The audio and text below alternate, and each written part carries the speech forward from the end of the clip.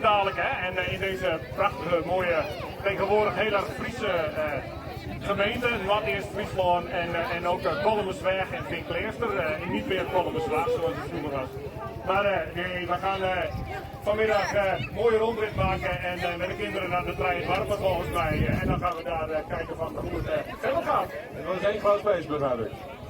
Zoals elk jaar één groot feest.